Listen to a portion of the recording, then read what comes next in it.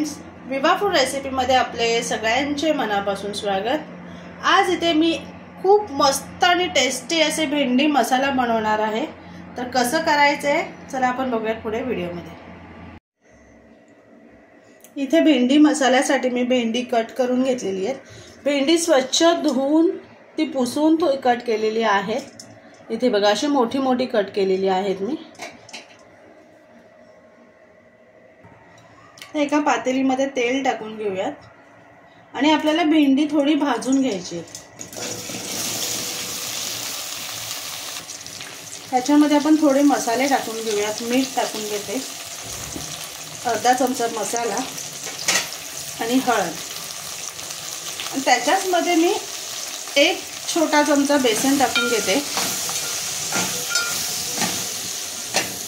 आणि आपल्याला ते परतून घ्यायचे। सॉफ्ट होईपर्यंत आणि त्याचा चिकटपणा जाईपर्यंत आपल्याला ते भाजून घ्यायचे। भेंडीला मसाला छान लागलेला आहे आणि भेंडी भाजली पण गेली आहे, सॉफ्ट झाली आहे। आता आपण हे काढून घेऊयात एका भांड्यामध्ये। सर्व भेंडी मी काढून घेते। त्याच पातेलीमध्ये थोडं तेल टाकून घेऊयात आणि आपण आलं आणि लसणाची पेस्ट टाकून घेऊयात।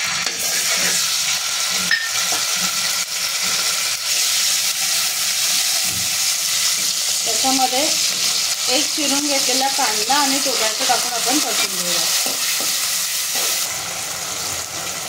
इथे आपण गोडा मसाला टाकून घेऊया, हळद आणि मसाला मी एकच चमचा टाकते, कारण आपण भेंडी फ्राय करताना त्याच्यामध्ये मसाला टाकलेला होता। हे आपल्याला छान मिक्स करून घ्यायचे। मसाला छान फ्राय झालेला आहे। इथे मी बेसन घेतलेला आहे, 2 चमचा बेसन घेतलेला आहे। छोटा आपला जे चम्मच असतं ना ते, त्याच्यामध्ये मी पाणी टाकून असं पातळ करून घेतलेले। आता हे आपल्याला ह्याच्यामध्ये टाकून घ्यायचे आणि 2 मिनिटं बेसन आपल्याला शिजवून घ्यायचे। तुम्हाला याच्या ठिकाणी दही सुद्धा टाकू शकताय, दही टाकून सुद्धा ग्रेव्ही छान होते। ह्याच्यामध्ये आपण मीठ टाकून घेऊयात। पुन्हा एकदा मीठ आपण थोडं टाकायचं आहे, कारण भेंडी फ्राय करताना आपण त्याच्यामध्ये मीठ टाकलेलं आहे। किती छान ग्रेव्ही तयार झालेली आहे। बेसन टाकल्याने खूप छान टेस्ट येते आणि थिकनेसपणा सुद्धा खूप छान होतं। आता हे फ्राय करून घेतलेली भेंडी टाकून घेऊयात आपण।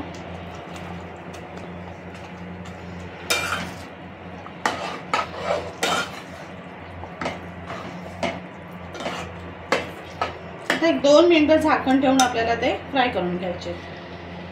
ह्याच्यावरती झाकण ठेवून एक 5 मिनिटं आपल्याला भेंडी शिजवून घ्यायची आहे। झालेले आहेत। झाकण काढून घेऊन आपण त्याच्यामध्ये कोथिंबीर टाकून घेऊयात। खूप मस्त तयार झालेली आहे आपली भाजी। बघूनच कळत असेल किती टेस्टी आणि सुंदर झालेली आहे। बघा मी आता एका भांड्यामध्ये काढून तुम्हाला दाखवते। इथे तयार आहे मस्त आपला भेंडी मसाला। खूप मस्त टेस्टी झालेला आहे। भाकरी बरोबर, चपाती बरोबर किंवा रोटी बरोबर सुद्धा तुम्ही खाऊ शकताय। खूप टेस्टी आहे, नक्की बनवा आणि सांगा कसं झालंय ते। आणि असेच आपले नवनवीन व्हिडिओ बघण्यासाठी व्हिडिओला लाईक करा, शेअर करा आणि सबस्क्राईब करा। चला तर मग आपण भेटूयात आता पुढच्या व्हिडिओमध्ये।